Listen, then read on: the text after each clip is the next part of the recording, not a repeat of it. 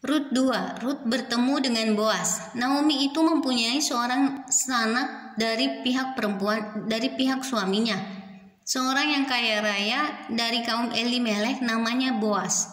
Maka Rut perempuan Moab itu berkata kepada Naomi, "Biarkanlah aku pergi ke ladang memungut bulir-bulir jelai di belakang orang yang murah hati kepadaku."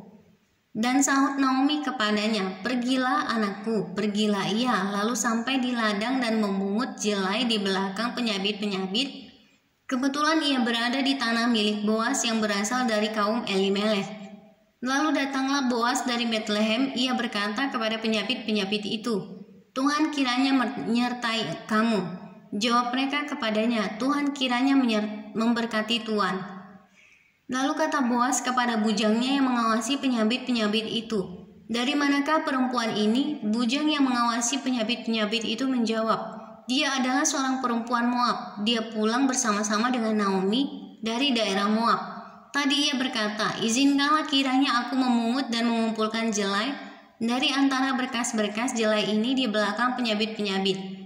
Begitulah ia datang dan terus sibuk dari pagi sampai sekarang, dan seketika pun ia tidak berhenti.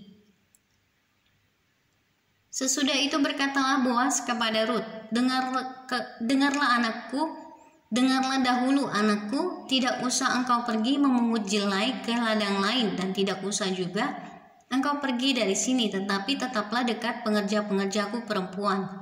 Lihat saja ke ladang yang sedang disabit orang itu. Ikutilah perempuan-perempuan itu dari belakang. Sebab aku telah memesankan kepada pengerja-pengerja lelaki, jangan mengganggu engkau. Jika engkau haus, pergilah ke tempayan-tempayan dan minumlah air yang dicedok oleh pengerja-pengerja itu.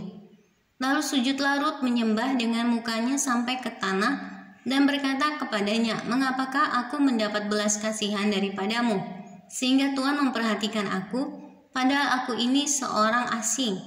Boas menjawab, "Telah dikabarkan orang kepadaku dengan lengkap segala sesuatu yang engkau lakukan kepada mertuamu sesudah suamimu mati, dan bagaimana engkau meninggalkan ibu bapamu dan tanah kelahiranmu serta pergi kepada suatu bangsa yang dahulu tidak engkau kenal. Tuhan kiranya membalas perbuatanmu itu, dan kepadamu kiranya dikaruniakan upahmu sepenuhnya oleh Tuhan Allah Israel yang di bawah sayapnya engkau datang berlindung."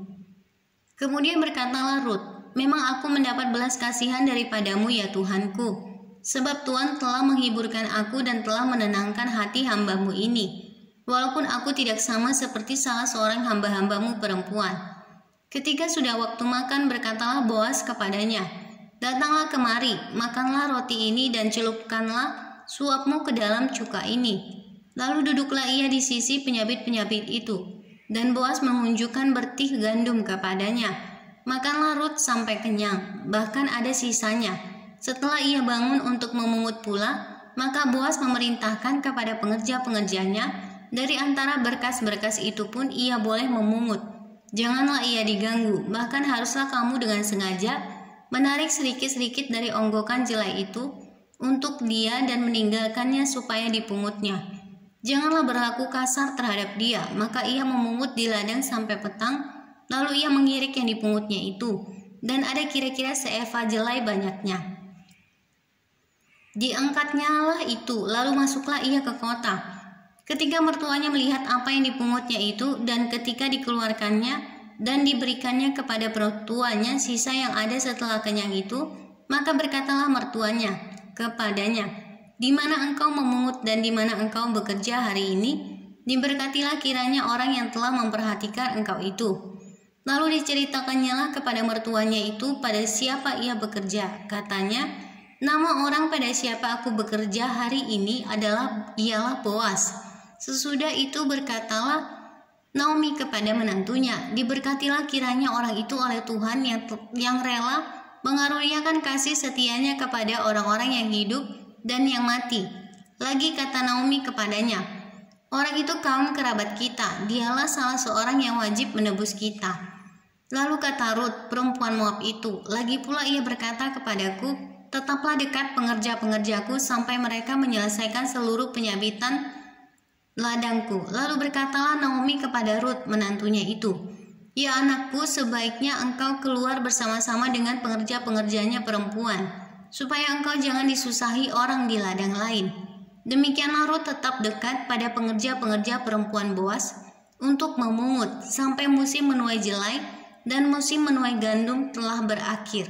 Dan selama itu ia tinggal pada mertuanya.